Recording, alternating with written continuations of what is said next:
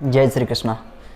सभी मित्रों को नमस्कार। और आज मैं बात करूंगा कि हमेशा हम सभी को खुश रहना चाहिए, ये तो सभी लोग कहते हैं, लेकिन उस खुशी के अलावा एक सवाल और आता है कि दुख क्यों आता है, मतलब दुख के 3 कारण क्या हैं। श्रीमद् भागवत में दुख के 3 कारण बताए गए हैं, उन कारणों पर हम चर्चा करेंगे। चलो शुरू करते हैं कि दुख के 3 कारण क्या हैं। देखो, दुख का पहला कारण है काल, यानी कि समय। कभी कभार ऐसा होता है कि आप न चाहते हुए न आपने किसी का कुछ बिगाड़ा, न अनीति और गलत आचरण किया हमने किसी के साथ, फिर भी हमें वो समय जो आता है वो कष्ट वो भोगना पड़ता है। जैसे अभी आपने देखा होगा कोरोना चला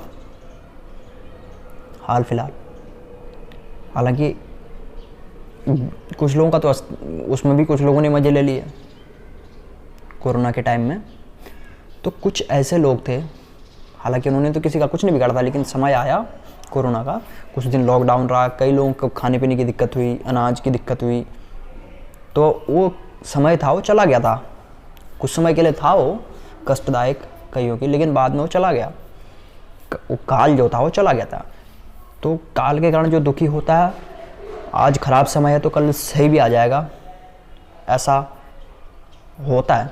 और आज हो गया है तो कल सही भी होगा। फिर आता है कर्म।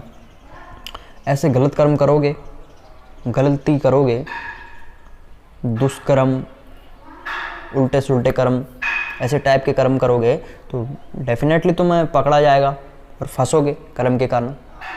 बहुत सारे लोग होते हैं ऐसे जो गलत कर्म करते हैं, बाद में पकड़े जाते हैं। जो जिसका रईस उतना सफल चाखा, या बीज जैसा ही बोओगे वैसा ही तो अनाज मिलेगा।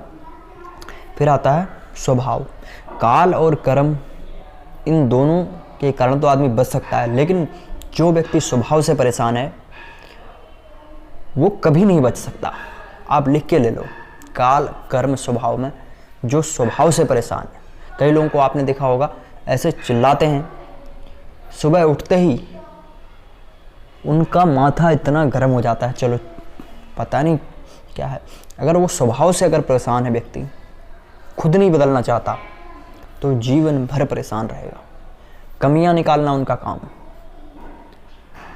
तो स्वभाव से जो परेशान है वो कभी सुखी रह ही नहीं सकता। तो इसलिए यही मुख्य 3 कारण बताए गए हैं। अगर आपको अच्छा लगा तो लाइक कीजिए, शेयर कीजिए, सब्सक्राइब कीजिए। Thank you so much.